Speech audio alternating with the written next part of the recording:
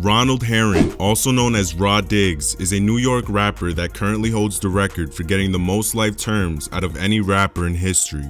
He was identified as a leader of a New York blood set called the Mad Dog Bloods, which operated a crack empire within the Gowanus housing projects in Brooklyn. In 2014, Raw Diggs was charged and found guilty on 21 federal charges, including trafficking, racketeering, and triple murder.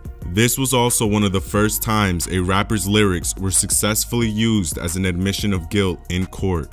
On the day of sentencing, the assistant U.S. attorney told the judge in quotes, "A message needs to be sent that this kind of behavior, this kind of obstruction, this kind of contempt for the law cannot be tolerated." The judge then turned to Raw Diggs and said in quotes, "You're obviously an intelligent person, an articulate person. You could have done something different.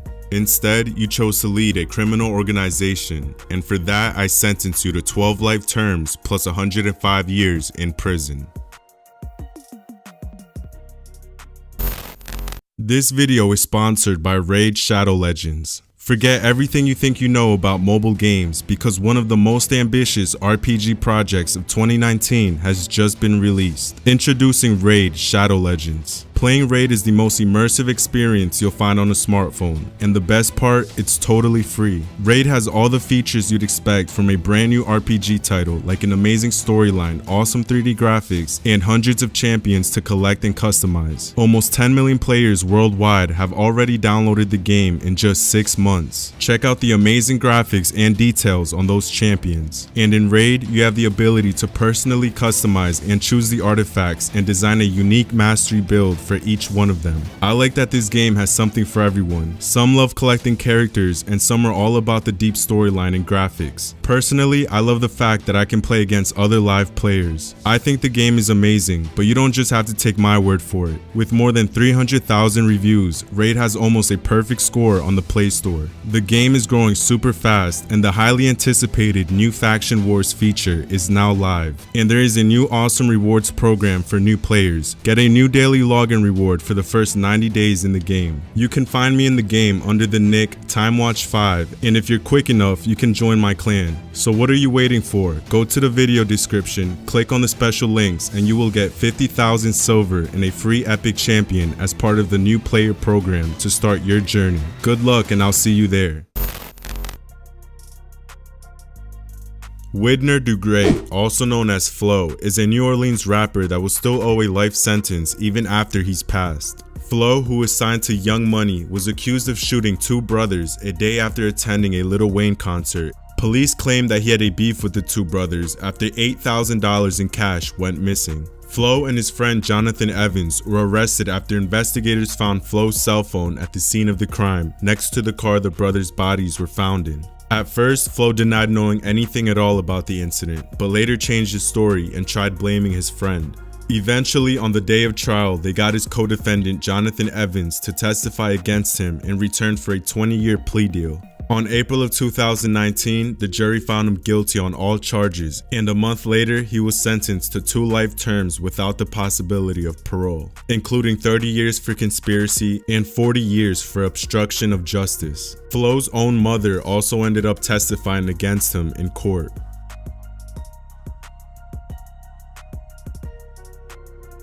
Courtney Ely, also known as C-Day22, is a Chicago drill rapper that may still technically see freedom if he makes it to the year 2054.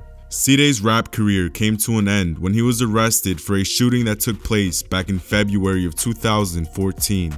When investigators found the lifeless body of taxi driver Javon Boyd, they noticed a cell phone at the scene of the crime. With C-Day's cell phone as well as his fingerprints on the taxi's car, it would be nearly impossible for him to prove his innocence. Prosecutors believe that the incident was a retaliation from a shooting that took place earlier that night, involving co-defendant and the next rapper on this list, Rondo No. 9.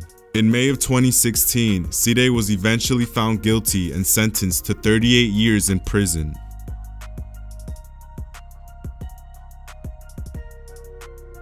Clint Macy, also known as Rondo No. 9, is a Chicago rapper that was close to blowing up after releasing multiple viral music videos, all while being independent. That came to an end when he was arrested alongside rappers C-Day22 for the same shooting of taxi driver Javon Boyd. Although there wasn't any hard evidence on Rondo compared to C-Day, he was still indicted because of multiple eyewitnesses pointing him out in court.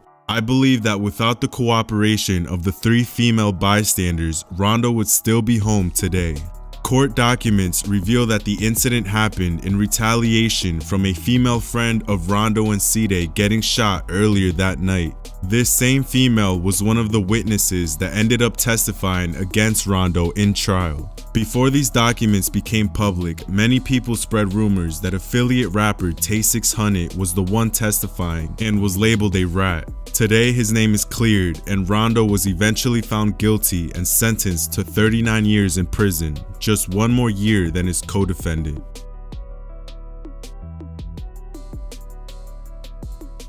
Tamar McClintyre, also known as TK47, is a Texas rapper that became infamous for cutting off his house arrest ankle monitor and going on the run, all while filming his viral music video called The Race. He was originally placed on house arrest after his involvement in a home invasion robbery that ended with the fatality of Ethan Walker.